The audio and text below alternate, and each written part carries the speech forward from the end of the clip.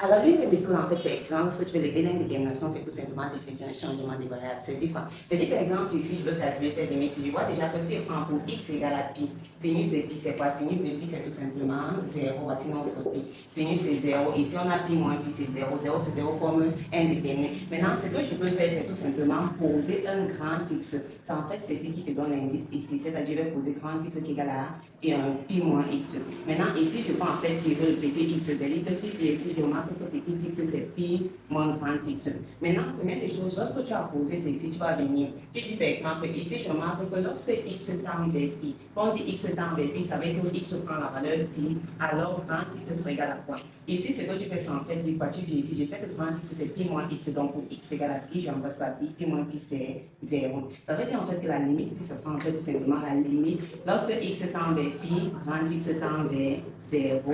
Ici, je fais sinus de x. J'ai que x, c'est pi moins sinus de petit x, c'est quoi? Petit x, c'est pi moins grand x. Ici, c'est quoi? C'est grand x. Maintenant, si on dit pi moins x, ça c'est au quadrant de alpha, ça c'est au quadrant de pi moins alpha. Et on a remarqué que si on a ici, pi et pi moins alpha, c'est la même chose. Donc ici, ça peut tout simplement dire que la limite lorsque x tend vers 0 de quoi? De sinus de ceci, c'est quoi? Sinus c'est x sur x. Or, la limite, c'est tout simplement 1. Très bien. Et là, par exemple, maintenant, le deuxième cas, si je veux calculer ceci rapidement, c'est dit quoi? Pi sur 2, je vois en fait que si, pardon, pi sur 3, ça fait sinus c'est 0. Or, sinus c'est 0, c'est pi. C'est tout simplement 0. Sinus c'est 0, c'est tout simplement 0. Donc, ici, c'est 0. Et ici, si on remplace, ça va faire le 3, si simplifie, pi moins pi 0. 0 sur 0, forme indéterminée.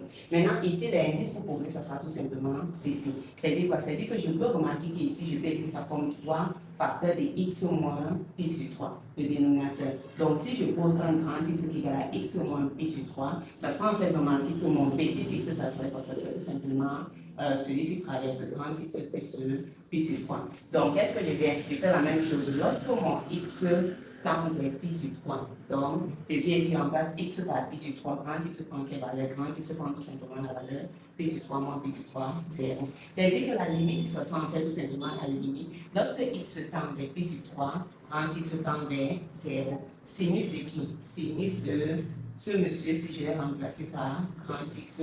Ici, qu'est-ce que je vois? Je vais remarquer que ça, c'est x moins pi sur 3. Donc, ici, c'est en fait 3. X moins pi sur 3, c'est grand x. Donc, ça sera en fait remarquer que ça, c'est quoi? C'est la limite de, lorsque celui-ci tend vers 0, de 1 tiers multiplié par sin x sur x. Or, ceci, c'est tout simplement 1. Donc, la limite va te donner 1 tiers. Alors, si tu as bien compris le procédé, je te pose tout simplement, dis-moi en commentaire en fait ce que la limite va te donner en effectuant un changement de variable.